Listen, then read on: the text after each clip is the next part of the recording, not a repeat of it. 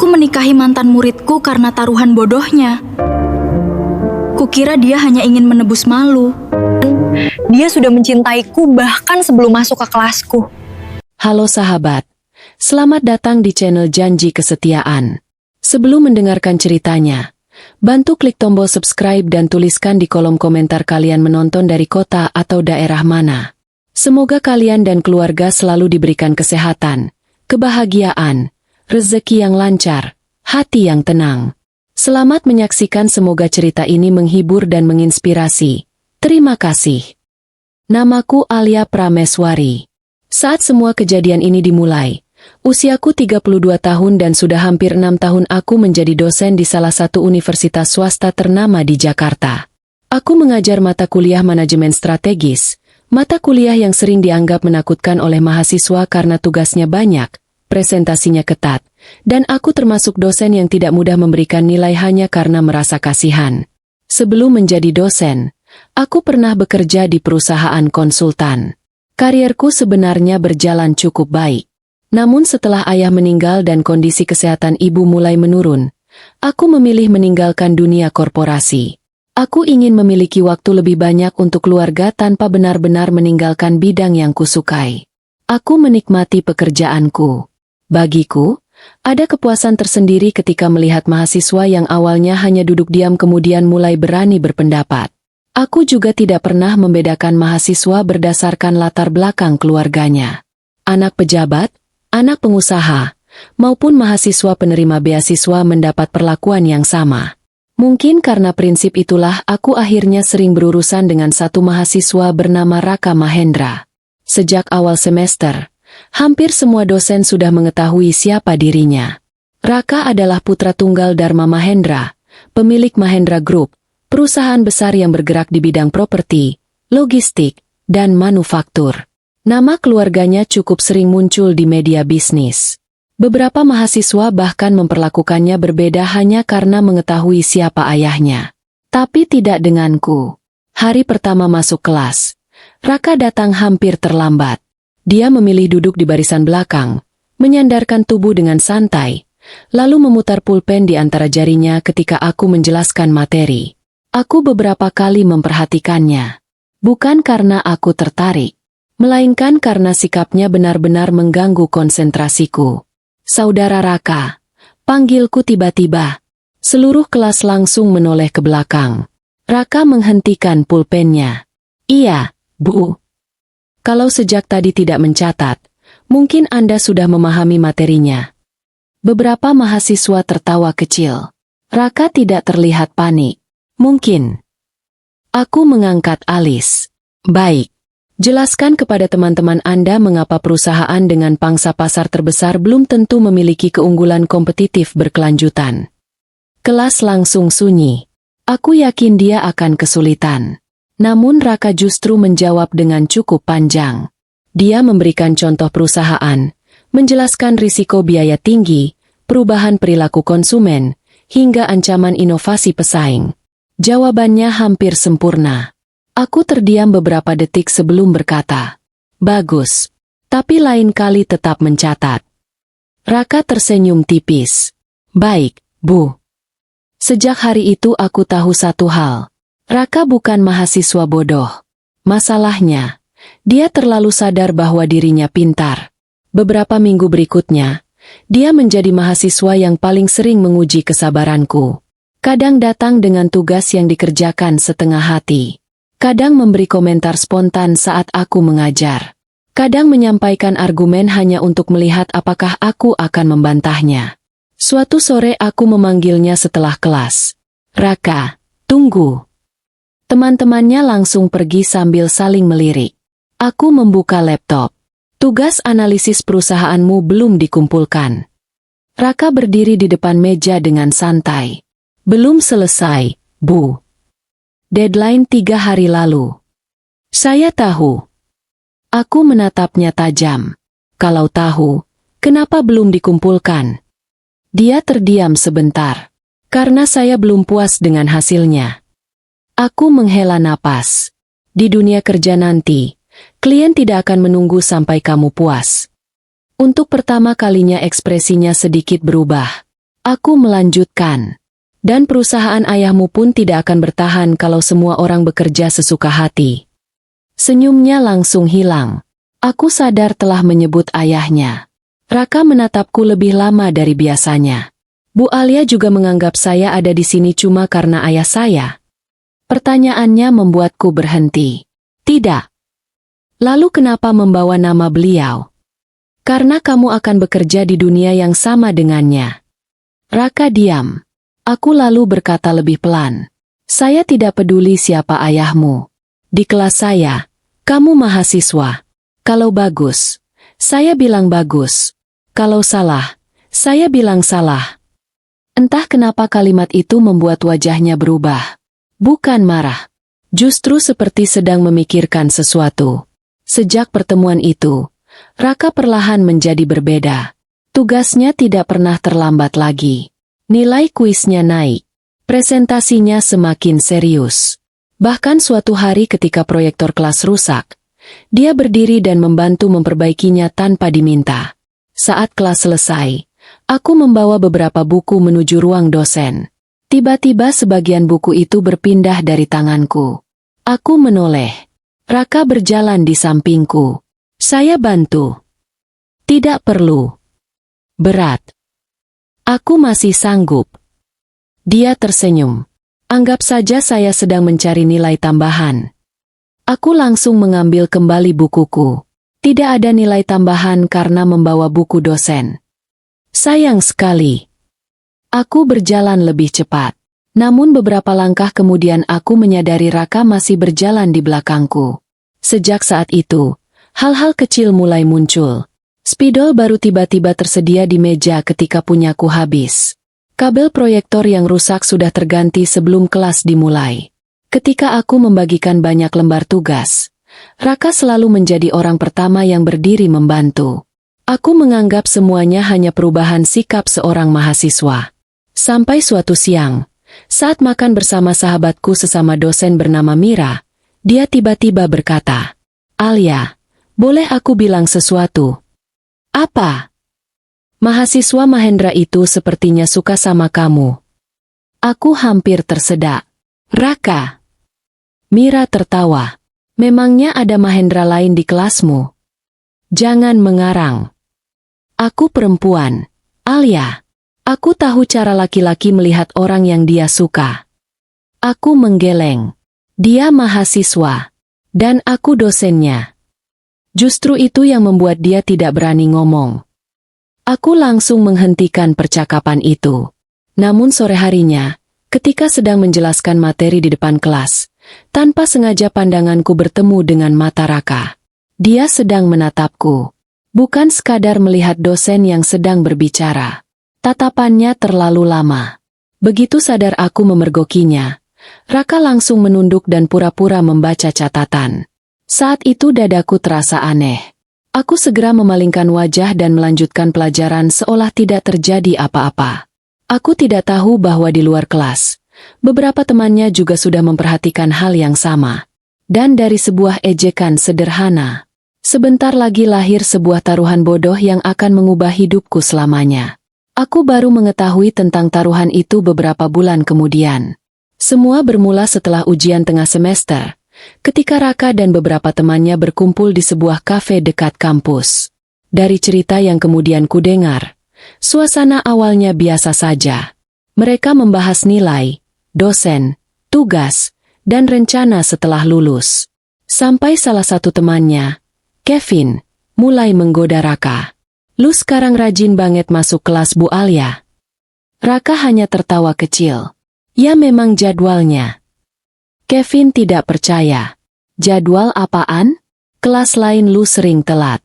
Kalau Bu Alia, 5 menit sebelum mulai lu sudah duduk manis." Teman-temannya langsung tertawa. Raka mencoba mengalihkan pembicaraan, tetapi justru membuat mereka semakin curiga. "Udah, jangan ngaco." Kevin menyeringai. "Ngaku aja. Lu suka sama dosen sendiri." Raka membantah, tetapi wajahnya disebut-sebut berubah sedikit saat namaku disebut. Dari situlah candaan berubah menjadi tantangan.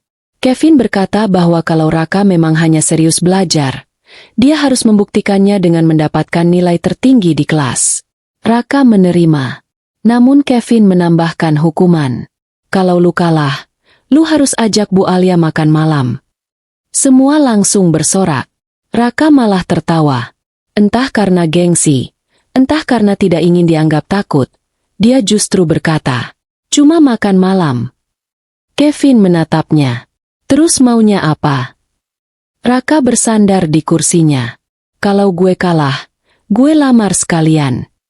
Meja itu langsung pecah oleh tawa. Tak satu pun dari mereka menganggap serius. Termasuk Raka sendiri. Masalahnya, salah satu temannya merekam percakapan itu. Dan beberapa minggu kemudian, hasil ujian akhir keluar. Raka mendapat nilai sangat tinggi. Tetapi bukan yang tertinggi. Dia berada di posisi kedua. Hanya terpaut 2 angka dari Dimas. Taruhan itu pun langsung ditagih. Awalnya hanya menjadi bahan ejekan di grup mereka. Namun seseorang kemudian menyebarkan video taruhan tersebut ke grup mahasiswa lain. Dari situlah masalah sebenarnya dimulai. Aku sama sekali tidak tahu sampai suatu siang Mira masuk ruang dosen dengan wajah canggung. "Alia." Aku menoleh dari laptop. "Kenapa?" "Jangan langsung marah." Aku mengernyit. Kalimat seperti itu hampir tidak pernah membawa kabar baik. Mira menyerahkan ponselnya. "Lihat dulu." Aku menekan video. Awalnya aku tidak terlalu mengerti. Terlihat Raka duduk bersama beberapa mahasiswa. Kemudian terdengar namaku. Aku langsung menegakkan tubuh. Lalu beberapa detik berikutnya, aku mendengar suara Raka sendiri. "Kalau gue kalah, gue lamar sekalian." Tanganku membeku. Aku memutar video itu sekali lagi. Lalu sekali lagi. Bukan karena tidak percaya dengan apa yang kudengar. Aku hanya berharap telingaku salah. Ternyata tidak. Wajahku langsung panas. Bukan hanya marah. Aku merasa dipermalukan. Selama ini aku mengira perubahan sikap Raka terjadi karena dia mulai serius belajar. Sekarang semuanya terasa seperti lelucon. Buku yang pernah dia bantu bawa. Spidol yang selalu tersedia. Perhatian-perhatian kecil yang sempat membuatku bertanya-tanya. Tiba-tiba semuanya terasa menjijikan. Panggil Raka ke ruanganku. Kataku. Mira menatapku khawatir. "Alia, mungkin lebih baik kamu tenang dulu." Aku tenang. Padahal sebenarnya tidak. Sore itu Raka datang. Begitu masuk, dia langsung tahu bahwa aku sudah melihat video tersebut. Tidak ada senyum santai seperti biasanya. Tidak ada candaan. Dia berdiri di depan mejaku dan menunduk. "Kamu tahu kenapa saya memanggilmu?" "Tahu." Aku meletakkan ponsel di meja. "Menurut kamu ini lucu?" "Tidak." "Kalau tidak lucu, kenapa dilakukan?" Raka tidak menjawab. "Jawab." Dia menarik napas. "Saya bodoh." Aku tertawa pendek. "Untuk sekali ini kita sepakat." Raka mengangkat wajah. "Saya benar-benar minta maaf." "Maaf?" Nada suaraku meninggi. "Kamu menjadikan dosenmu bahan taruhan. Lalu sekarang cukup bilang maaf." Saya tidak pernah berniat video itu menyebar. Jadi kalau videonya tidak menyebar, semuanya tidak masalah. Dia terdiam. Aku semakin marah. "Mulai sekarang, jangan tunggu saya setelah kelas. Jangan bantu apapun. Jangan cari alasan berbicara dengan saya di luar urusan akademik." Wajah Raka berubah. "Alia." Aku langsung menatapnya tajam. Dia tersadar. "Bu Alia, keluar." Raka berdiri beberapa detik, lalu mengangguk. "Baik." Sejak hari itu, dia benar-benar menjaga jarak. Tidak ada lagi senyum kecil saat aku masuk kelas. Tidak ada lagi pertolongan tanpa diminta. Tidak ada lagi percakapan di lorong. Anehnya, justru ketika semua itu berhenti, aku baru menyadari bahwa kehadiran Raka selama ini sudah menjadi bagian dari keseharianku. Namun aku menolak memikirkan hal itu. Beberapa minggu kemudian, dia menyelesaikan sidang tugas akhir.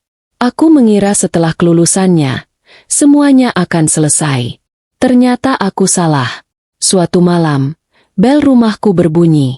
Saat pintuku buka, Raka berdiri di sana bersama ayah dan ibunya. Aku masih belum tahu untuk apa mereka datang. Sampai ayahnya duduk di ruang tamu, menatapku serius, lalu berkata, "Bu Alia, kami datang untuk membicarakan pernikahan Anda dengan putra kami." Aku membeku, dan saat itu aku sadar. Taruhan bodoh itu ternyata baru saja membuka pintu menuju masalah yang jauh lebih besar. Aku masih menatap 3 orang di ruang tamuku dengan perasaan campur aduk.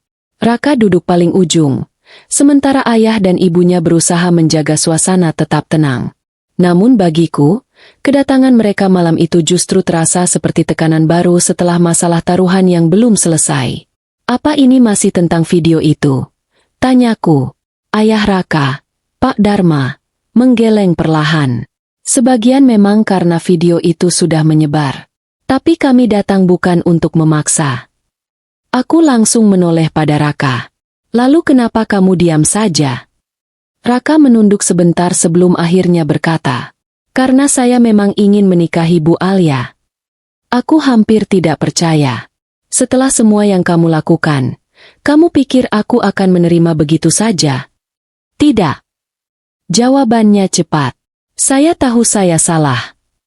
Aku berdiri. "Kalau tahu salah, seharusnya kamu berhenti membuat semuanya lebih rumit." Malam itu aku menolak lamaran mereka. Tidak ada alasan bagiku untuk menerima. Raka lebih muda dariku. Dia baru saja lulus. Dan seluruh hubungan kami dimulai dari sesuatu yang membuatku malu. Aku yakin masalah itu akan selesai setelah mereka pulang.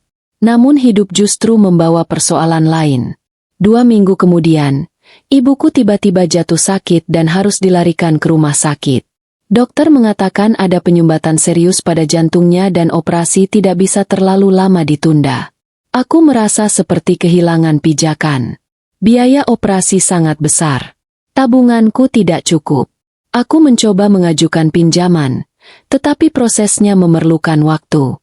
Bahkan aku sempat mempertimbangkan menjual rumah peninggalan ayah. Di tengah kepanikan itu, Raka muncul di rumah sakit. Begitu melihatnya, aku langsung kesal. "Siapa yang memberitahumu?"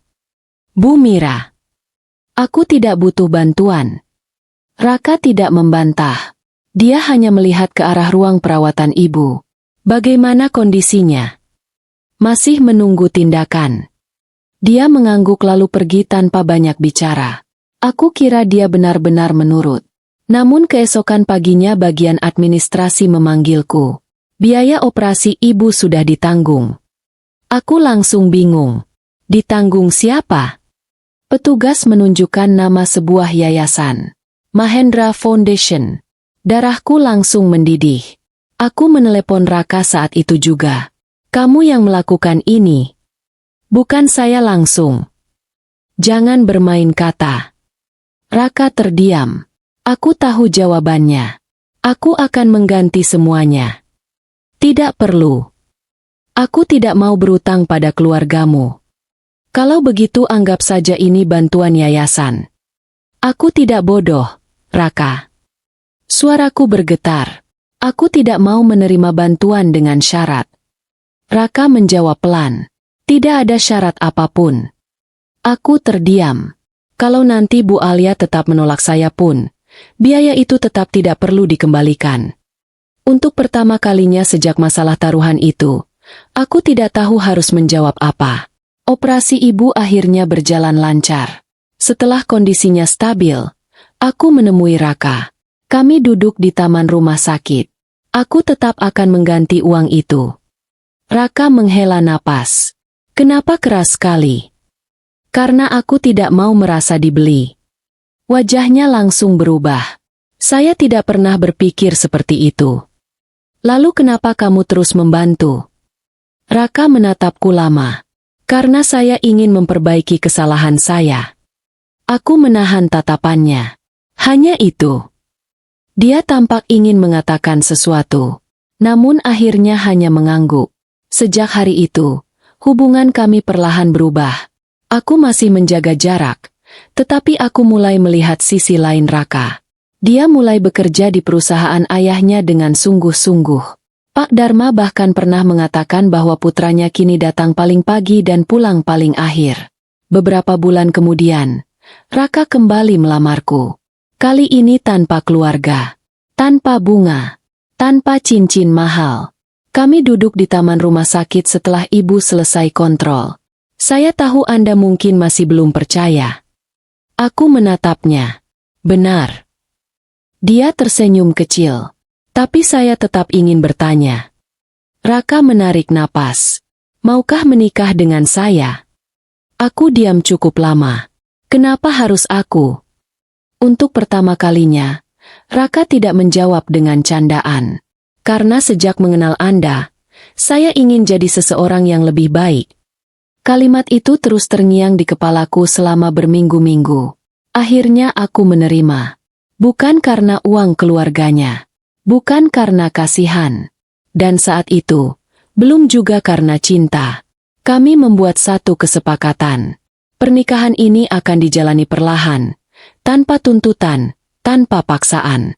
Hari pernikahan kami berlangsung sederhana. Hanya keluarga dekat dan beberapa sahabat. Malam pertama setelah semuanya selesai, aku berdiri canggung di kamar yang kini menjadi kamar kami. Raka mengambil bantal dan berjalan menuju sofa. Kamu mau kemana? Saya tidur di sini. Tidak perlu. Dia tersenyum tipis. Saya tidak mau membuat kamu tidak nyaman. Aku menatapnya beberapa detik. Kita sudah menikah. Berhenti memanggilku Bu Alia. Raka membeku. Kemudian tersenyum lebar. Baik, Alia. Entah kenapa, untuk pertama kalinya sejak semua kekacauan itu dimulai, jantungku berdebar bukan karena marah. Dan malam itu aku belum tahu bahwa pernikahan tanpa cinta itu perlahan justru akan menjadi tempat tumbuhnya perasaan yang paling sulit kuakui. Kehidupan pernikahan kami ternyata jauh berbeda dari apa yang kubayangkan. Sebelum menikah, aku sempat berpikir hidup serumah dengan Raka akan terasa canggung setiap hari. Bagaimanapun juga, selama bertahun-tahun aku mengenalnya sebagai mahasiswa yang sering membuatku kesal. Namun setelah tinggal bersama, aku justru menemukan sisi Raka yang tidak pernah kulihat di kampus. Dia cukup mandiri. Setiap pagi, Raka bangun lebih dulu dariku. Kadang dia membuat kopi, kadang menyiapkan roti panggang, meski kemampuan memasaknya masih sangat meragukan. Pernah suatu pagi aroma gosong memenuhi dapur. Aku keluar kamar dan melihat Raka berdiri di depan kompor dengan wajah pasrah. Apa yang kamu lakukan? Masak telur. Aku melihat wajan. Itu bukan telur. Itu arang. Raka menatap wajan, lalu tertawa kecil. Setidaknya saya mencoba. Aku tidak bisa menahan senyum. Hal-hal kecil seperti itulah yang perlahan membuat rumah kami terasa lebih hangat. Raka juga menepati janjinya. Dia tidak pernah memaksaku menjadi istri seperti yang mungkin dibayangkan orang lain. Dia tidak menuntut perhatian, tidak meminta aku selalu menemaninya. Bahkan tidak pernah keberatan ketika aku harus membawa pekerjaan kampus sampai larut malam. Suatu malam aku masih duduk di ruang kerja hampir pukul 11. Raka muncul membawa segelas susu hangat. Belum selesai. Sebentar lagi. Dia melihat tumpukan tugas mahasiswa di mejaku. Saya dulu sering dengar kalimat itu. Aku mengangkat kepala. Dari siapa? Dari dosen yang suka menyiksa mahasiswanya. Aku langsung menatap tajam. Siapa? Raka menunjukku sambil tersenyum. Aku melempar bolpoin ke arahnya. Dia tertawa lalu duduk di sofa. Serius, Alia, istirahat. Aku harus selesaikan ini. Besok masih ada. Aku hendak membantah, tapi kemudian menyadari sesuatu. Sudah lama tidak ada orang yang mengingatkanku untuk beristirahat. Sejak ayah meninggal, aku terbiasa mengurus semuanya sendiri. Aku menjaga ibu, bekerja, mengurus rumah, dan memendam lelah tanpa banyak bercerita. Namun bersama Raka, aku perlahan belajar bahwa memiliki seseorang di rumah ternyata terasa berbeda. Ketika aku sakit demam, dia membatalkan beberapa jadwal rapat. Aku cuma demam, protesku. Tetap sakit. Kamu tidak perlu tinggal. Saya suamimu. Kalimat itu membuatku diam. Raka tidak mengatakan apa-apa lagi. Dia hanya mengganti kompres di dahiku, membuatkan bubur, dan memastikan obatku diminum tepat waktu. Anehnya, dia tidak pernah memakai semua itu untuk menuntut balasan. Bahkan ketika ibu datang berkunjung, Raka memperlakukannya seperti orang tuanya sendiri. "Raka, kamu tidak perlu repot," kata ibu ketika dia membawakan buah. Raka tersenyum. "Kalau mama senang, Alia juga senang." Aku yang mendengar dari dapur tiba-tiba berhenti bergerak. Entah sejak kapan dia mulai memahami hal-hal kecil tentang diriku. Suatu malam hujan turun sangat deras dan listrik rumah padam. Kami duduk di ruang keluarga ditemani cahaya lilin. Untuk pertama kalinya, kami berbicara cukup lama tanpa membahas pekerjaan. Raka bercerita tentang masa kecilnya, tentang tekanan menjadi anak tunggal keluarga Mahendra, dan bagaimana hampir semua orang selalu melihat nama belakangnya sebelum melihat dirinya. Aku baru memahami kenapa dulu dia begitu sensitif saat aku menyebut ayahnya. "Aku minta maaf soal waktu itu," kataku. Raka menoleh. "Waktu saya belum kumpulkan tugas." "Iya." Dia tersenyum. "Tidak apa." Aku terdiam sejenak sebelum akhirnya bertanya. "Raka, kenapa dulu kamu sering sengaja membuatku marah?" Dia terkekeh. "Karena kalau saya diam, Bu Alia jarang memperhatikan saya." Aku langsung menatapnya. "Jadi memang sengaja?" "Sebagian." "Kamu benar-benar menyebalkan." "Saya tahu." Kami tertawa. Namun setelah itu, rasa penasaran yang selama ini kusimpan muncul kembali. "Waktu ibumu bilang kamu sudah pernah bicara soal menikah sebelum video taruhan tersebar, maksudnya apa?" Senyum Raka langsung menghilang. Dia berdiri. "Mau kopi?" "Raka, saya buatkan." Dia berjalan menuju dapur. Aku tidak mengejarnya. Tapi sejak saat itu, aku tahu ada sesuatu yang sedang dia sembunyikan. Beberapa hari kemudian, saat mencari dokumen di ruang kerjanya, aku menemukan sebuah kotak kayu kecil di dalam lemari. Aku hendak membukanya ketika suara Raka tiba-tiba terdengar dari belakang. "Alia." Aku menoleh. Wajahnya berubah saat melihat kotak di tanganku. "Apa ini?" tanyaku. Dia segera mengambilnya. "Barang lama." "Boleh kulihat?" Raka terdiam.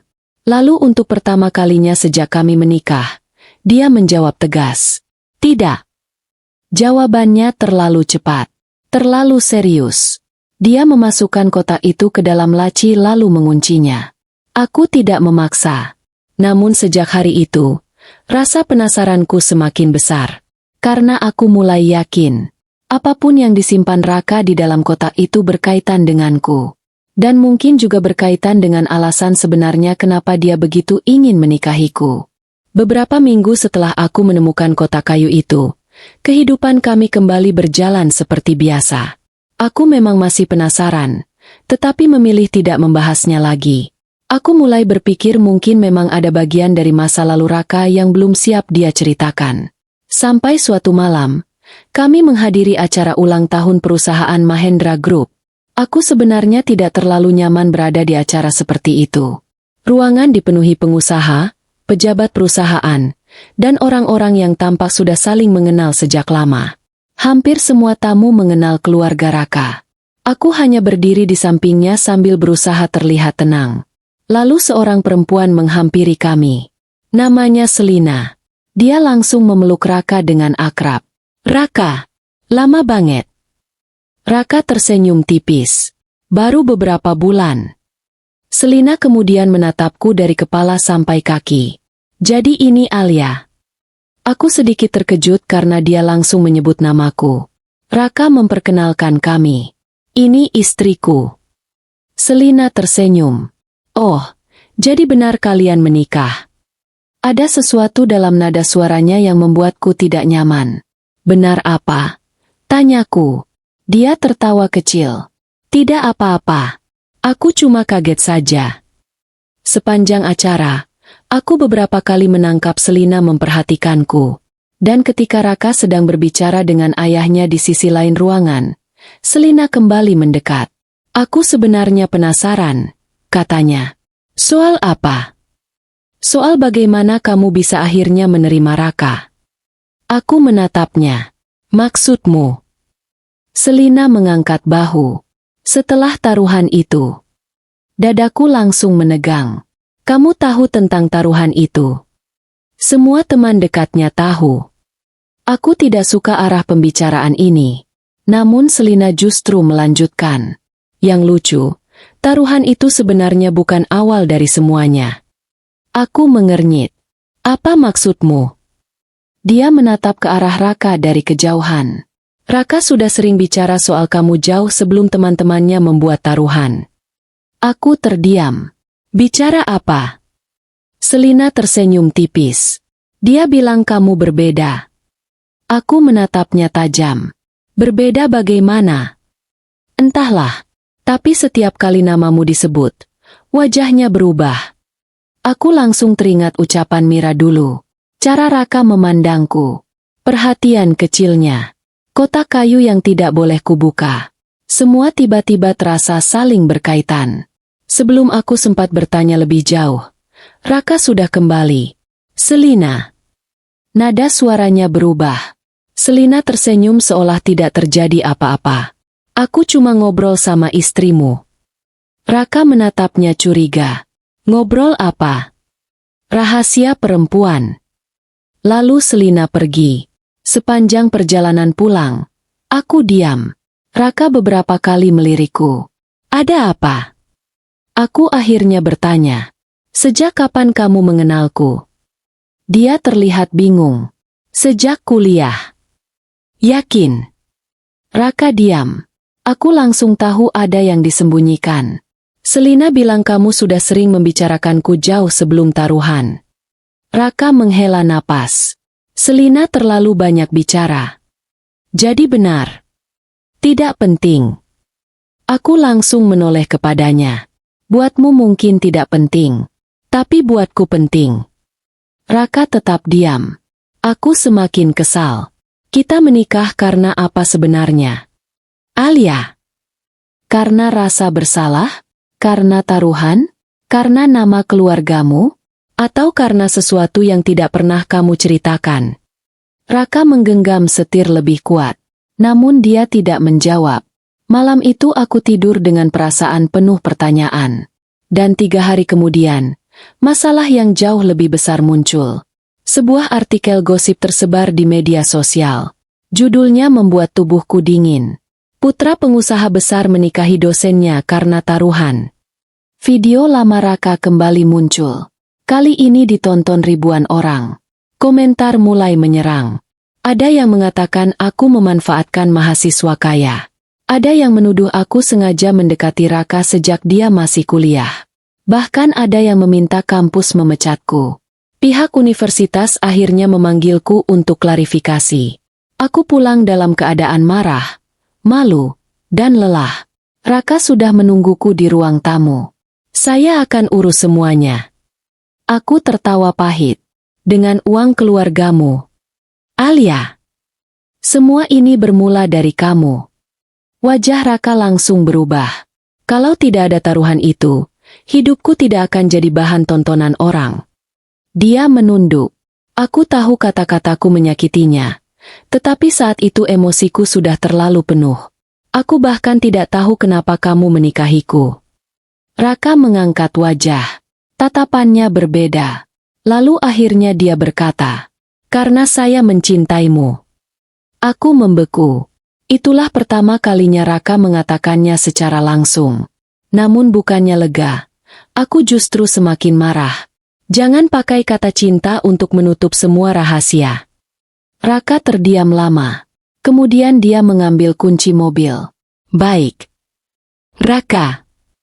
Saya pikir kita memang butuh waktu. Dia pergi malam itu. Dan ketika pintu tertutup, rumah mendadak terasa sangat sepi. Untuk pertama kalinya aku sadar. Aku bukan hanya marah karena Raka menyimpan rahasia. Aku takut. Takut bahwa di balik semua rahasia itu, ada kenyataan yang mungkin akan mengubah arti pernikahan kami selamanya. Raka tidak pulang selama 2 hari. Dia hanya mengirim satu pesan singkat. Aku di rumah Mama. Kamu tenang dulu. Aku membaca pesan itu berkali-kali, tetapi tidak membalas. Aneh rasanya. Aku yang menyuruhnya pergi dengan kata-kata tajam, tetapi justru aku yang paling terganggu saat rumah benar-benar kehilangan kehadirannya. Tidak ada suara langkah Raka di pagi hari. Tidak ada aroma kopi. Tidak ada suara televisi menyala pelan saat aku masih memeriksa tugas mahasiswa. Bahkan handuk yang biasanya membuatku kesal karena selalu dia tinggalkan sembarangan kini tidak ada. Rumah terasa terlalu rapi, terlalu sunyi. Dan untuk pertama kalinya aku mengakui sesuatu yang selama ini kutolak. Aku merindukannya. Pada hari ketiga, bel rumah berbunyi. Ketika kubuka, yang berdiri di depan bukan Raka, melainkan ibunya, Ratih. Dia membawa sebuah tas kecil. Alia, boleh Mama masuk? Aku mempersilahkannya. Kami duduk di ruang keluarga. Ratih tidak banyak berbasa-basi. Dia mengeluarkan sebuah kunci kecil dari tasnya lalu meletakkannya di meja. Aku langsung mengenalinya. Kunci kotak kayu milik Raka. Untuk apa ini? Ratih menatapku. Untuk sesuatu yang seharusnya sudah Raka ceritakan sejak awal. Aku terdiam. Raka tahu Mama membawa ini. Dia menggeleng. Tidak. Aku ragu mengambilnya. Itu barang pribadi Raka. Benar. Ratih tersenyum tipis.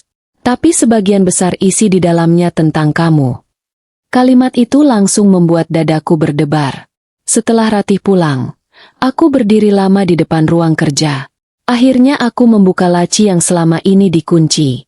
Kotak kayu itu ada di sana. Tanganku gemetar saat memasukkan kunci. Begitu terbuka, aku langsung membeku. Di dalamnya ada beberapa foto. Foto pertama memperlihatkan diriku di sebuah seminar bisnis hampir 6 tahun lalu. Aku bahkan nyaris tidak mengingat acara itu. Di belakang foto tertulis dengan tulisan tangan. Perempuan yang berani membantah pembicara utama di depan ratusan orang. Aku mengambil foto berikutnya. Masih aku. Kali ini sedang berdiri di depan panggung kecil sambil memegang mikrofon. Tanggalnya 5 tahun lalu. Jauh sebelum Raka menjadi mahasiswaku. Napas terasa tertahan. Aku membuka isi kotak itu satu persatu. Ada potongan artikel yang pernah kutulis. Ada tiket seminar. Ada salinan jurnal kampus. Bahkan ada kertas kecil bertuliskan beberapa kalimat yang pernah kucapkan saat menjadi pembicara. Aku mulai memahami satu hal. Raka mengenalku jauh sebelum aku mengenalnya. Di bagian paling bawah terdapat sebuah amplop. Namaku tertulis di sana. Aku membukanya perlahan. Surat itu ditulis hampir 3 tahun sebelum kami menikah. Saat Raka bahkan belum duduk di kelasku. Aku mulai membaca. Raka menulis bahwa pertama kali melihatku saat mengikuti seminar bersama ayahnya. Saat itu dia tidak tahu siapa namaku. Dia hanya mengingat seorang perempuan yang berani menyanggah pendapat seorang pengusaha senior tentang karyawan yang dianggap sekadar biaya perusahaan. Beberapa bulan kemudian dia menemukan tulisanku. Dari situlah dia mengetahui namaku. Kemudian dia mengetahui bahwa aku mengajar di universitas tempatnya kuliah. Tanganku semakin gemetar. Ada satu kalimat yang membuatku berhenti membaca beberapa detik. Aku sengaja mengambil kelasnya karena ingin tahu apakah perempuan yang kukagumi dari jauh benar-benar seperti yang kubayangkan. Air mataku mulai jatuh. Aku membaca halaman berikutnya. Raka menulis tentang pertemuan pertama kami. Tentang bagaimana aku menegurnya karena tidak mencatat. Tentang betapa gugupnya dia ketika aku memanggil namanya di depan kelas. Bahkan tentang alasan dia sering sengaja membantahku. Kalau aku diam, mungkin dia tidak akan pernah melihatku. Aku menutup mulut. Semua kenangan itu kini terasa berbeda. Kemudian aku menemukan surat lain. Tanggalnya setelah video taruhan tersebar. Tulisan Raka terlihat jauh lebih berantakan. Aku membuat kesalahan terbesar. Sekarang dia mungkin mengira semua perhatian itu hanya bagian dari taruhan. Padahal taruhan itu justru muncul karena teman-temanku sudah lebih dulu tahu aku menyukainya. Aku menangis semakin keras. Di bagian terakhir ada kalimat yang membuat dadaku sesak. Kalau suatu hari Bu Alia mengetahui semuanya, mungkin saat itu beliau akan membenciku.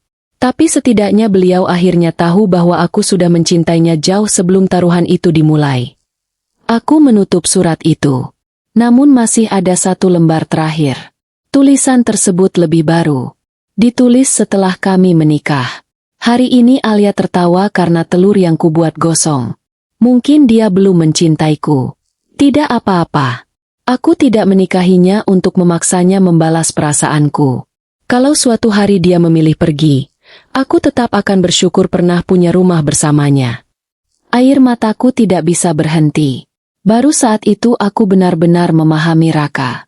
Dia tidak pernah menuntutku, tidak pernah memaksaku mengatakan cinta, tidak pernah menggunakan bantuan kepada ibu sebagai alasan agar aku menerima perasaannya.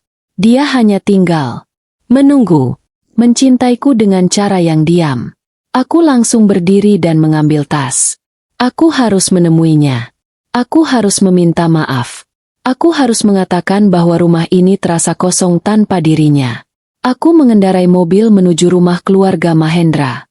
Namun ketika sampai, Ratih menatapku dengan wajah terkejut. Alia, kamu belum bicara dengan Raka? Belum. Dia di mana? Ratih terdiam, lalu menjawab pelan. Raka sedang bersiap pergi ke Singapura. Aku membeku. Pergi. Malam ini. Dadaku langsung terasa sesak. Berapa lama? Ratih tidak langsung menjawab, dan dari wajahnya saja, aku tahu perjalanan itu bukan perjalanan singkat. Tanpa menunggu penjelasan lagi, aku berlari menuju kamar Raka. Saat pintunya kubuka, dia sedang berdiri di depan sebuah koper besar. Dan saat itulah aku sadar, kalau aku terlambat mengatakan apa yang sebenarnya kurasakan, mungkin kali ini aku benar-benar akan kehilangan dia. Aku berdiri di ambang pintu kamar Raka dengan napas masih tersengal. Dia menatapku seolah tidak percaya aku benar-benar datang. Di samping tempat tidur, sebuah koper besar sudah terbuka. Beberapa kemeja dan dokumen kerja tersusun rapi di dalamnya. Alia! Suara Raka terdengar pelan. Aku masuk tanpa menjawab. Kamu benar-benar mau pergi? Raka menutup resleting salah satu tas kecil. Cabang perusahaan di Singapura sedang ada masalah. Berapa lama? Dia terdiam. Jawaban itu sudah cukup bagiku. Aku menatap koper di depannya. Sebulan. Raka masih diam. 2 bulan. Aku belum tahu. Dadaku semakin sesak. Kenapa kamu tidak bilang? Raka tersenyum hambar. Bukankah kamu ingin waktu sendiri? Aku tidak mampu langsung menjawab. Beberapa hari lalu, mungkin iya. Aku marah. Aku merasa dibohongi. Tetapi setelah membaca seluruh suratnya, semuanya berubah. Aku sudah membuka kotak itu. Tubuh Raka langsung menegang. Tatapannya berpindah kepadaku. Kotak apa? Kamu tahu kotak apa? Wajahnya berubah. Mama memberikan kuncinya. Aku mengangguk. Raka menghela napas panjang sambil mengusap wajah. Seharusnya Mama tidak melakukan itu. Kenapa? Karena itu memalukan. Aku hampir tertawa di tengah rasa sesak. Memalukan. Foto, artikel, catatan, kalau dilihat dari sisi lain, saya seperti orang aneh. Aku justru tersenyum tipis. Sedikit. Raka ikut tertawa kecil. Untuk beberapa detik, ketegangan di antara kami mereda. Lalu aku mengeluarkan salah satu surat dari tas. Aku membaca ini. Senyumnya langsung menghilang.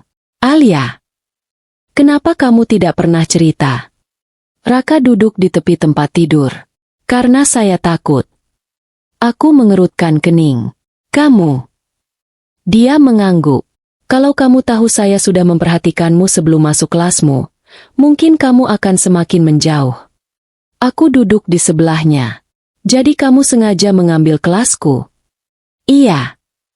dan sengaja membuatku marah. Raka menunduk sambil tersenyum malu. Sebagian. Aku memukul lengannya pelan. Dasar menyebalkan. Dia tertawa. Kemudian aku bertanya hal yang masih mengganjal. Taruhan itu bagaimana? Wajahnya kembali serius. Itu benar-benar kebodohan saya. Kamu sengaja kalah.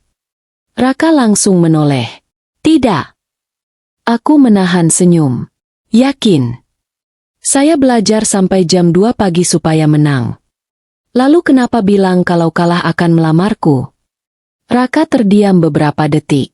Kemudian dia menjawab. Mungkin karena waktu itu, ada bagian dari diri saya yang berharap taruhan itu memberi alasan untuk mengatakan apa yang tidak pernah berani saya katakan. Aku menatapnya. Bahwa kamu mencintaiku. Raka mengangguk. Sudah lama. Ruangan kembali sunyi. Aku menunduk melihat tanganku sendiri. Aku sudah mengatakan banyak hal buruk padamu. Kamu marah. Saya mengerti. Aku bilang hidupku rusak karena kamu. Raka tersenyum pahit. Sebagian memang karena saya. Aku langsung menatapnya. Tapi bukan seluruhnya. Dia terdiam. Aku menarik napas. Aku marah bukan hanya karena video itu. Lalu, karena aku takut semua yang terjadi setelah kita menikah ternyata palsu. Raka menatapku dalam. Alia, tidak ada satupun yang palsu. Termasuk saat kamu membakar telur. Dia tertawa. Itu justru terlalu nyata. Aku ikut tertawa, tetapi air mataku mulai jatuh. Raka langsung berhenti tersenyum. Aku berkata pelan. 2 hari kamu tidak pulang. Rumah terasa aneh. Dia tidak bergerak. Aku tidak mendengar suara kopi dibuat. Tidak ada yang mengingatkanku berhenti bekerja. Bahkan tidak ada handuk yang membuatku kesal. Raka menelan ludah. Aku baru sadar. Aku menunggumu pulang. Matanya mulai memerah. Aku melanjutkan. Aku tidak tahu kapan tepatnya perasaanku berubah. Raka menatapku tanpa berkedip. Mungkin saat kamu menemani ibu di rumah sakit. Mungkin saat kita bicara waktu listrik padam. Atau mungkin sejak aku mulai merasa rumah itu bukan rumah kalau kamu tidak ada. Suara Raka bergetar. Alia. Aku menggenggam tangannya. Untuk pertama kalinya, aku yang memulai. Jangan pergi karena mengira aku tidak menginginkanmu. Dia diam sangat lama. Jadi saya boleh tinggal. Aku tertawa sambil menangis. Kamu masih harus pergi ke Singapura kalau memang urusan pekerjaan. Raka ikut tertawa. Tapi pulang. Aku mengangguk. Pulang. Dia menggenggam tanganku lebih erat. Selalu. Beberapa bulan berikutnya, masalah video taruhan itu perlahan mereda. Raka membuat pernyataan terbuka bahwa kesalahan sepenuhnya ada padanya. Sekaligus menegaskan hubungan kami baru dimulai setelah status akademiknya selesai. Aku tetap mengajar. Raka tetap bekerja di perusahaan keluarganya. Dan pernikahan kami akhirnya tidak lagi terasa seperti sebuah kesepakatan. Suatu malam saat kami makan berdua, Raka tiba-tiba bertanya, kalau dulu saya menang taruhan, menurut kamu kita tetap akan menikah? Aku berpikir cukup lama. Mungkin tidak. Wajahnya langsung murung. Aku tertawa. Tapi mungkin kamu akan mencari taruhan bodoh lainnya. Raka tersenyum. Bisa jadi. Aku menunjuknya. Jangan pernah. Dia menggenggam tanganku. Tidak perlu. Kenapa? Raka menatapku dengan senyum yang sekarang sudah sangat ku kenal. Karena hadiah terbesar dari taruhan itu sudah jadi istri saya. Aku memutar mata. Gombal. Namun aku tetap tersenyum. Pada akhirnya, Raka memang kalah dalam sebuah taruhan. Tapi justru dari kekalahan itulah aku menemukan sisi dirinya yang selama ini tersembunyi. Dan aku pun akhirnya memahami bahwa laki-laki yang pernah membuatku marah hampir setiap minggu di kelas itu adalah laki-laki yang diam-diam sudah memilihku jauh sebelum aku belajar memilihnya kembali. Pada akhirnya, kisah Alia dan Raka bukan tentang sebuah taruhan yang berakhir menjadi pernikahan. Kisah mereka lebih tentang dua orang yang dipertemukan lewat cara yang salah, lalu perlahan belajar mengenal satu sama lain dengan cara yang lebih jujur. Raka memang pernah melakukan kesalahan. Taruhan itu membuat Alia merasa dipermalukan dan meragukan semua perhatian yang pernah diterimanya. Namun di balik kesalahan itu, ternyata ada perasaan yang sudah tumbuh jauh sebelum semuanya terjadi. Perasaan yang tidak pernah Raka tuntut untuk dibalas. Sementara Alia yang awalnya menganggap Raka hanya sebagai mahasiswa keras kepala, perlahan melihat sisi lain dari laki-laki itu. Bukan dari kata-kata besar, tetapi dari hal-hal sederhana, secangkir kopi di pagi hari, kesediaan menemani saat keluarga sakit, perhatian kecil ketika lelah, dan keberadaan seseorang yang tetap tinggal tanpa memaksa. Mungkin memang tidak semua cinta dimulai dengan cara yang indah. Ada yang datang melalui kesalahpahaman, luka, bahkan keputusan yang seharusnya tidak pernah dibuat. Tetapi bagi Alia dan Raka, masa lalu itu akhirnya tidak menjadi penentu akhir cerita mereka. Raka kalah dalam sebuah taruhan, tetapi justru menemukan perempuan yang sudah lama dicintainya. Dan Alia, yang awalnya merasa terjebak dalam pernikahan yang tidak diinginkan, akhirnya menemukan rumah pada orang yang paling tidak pernah ia duga. Terima kasih untuk kalian yang sudah mengikuti kisah Alia dan Raka sampai akhir. Semoga cerita ini bisa menemani waktu kalian dan meninggalkan sedikit rasa hangat setelah video selesai. Jangan lupa berikan like, tuliskan pendapat kalian di kolom komentar, dan subscribe untuk mendukung channel ini agar kami terus menghadirkan cerita-cerita berikutnya. Terima kasih sudah menonton sampai selesai. Sampai jumpa di video berikutnya.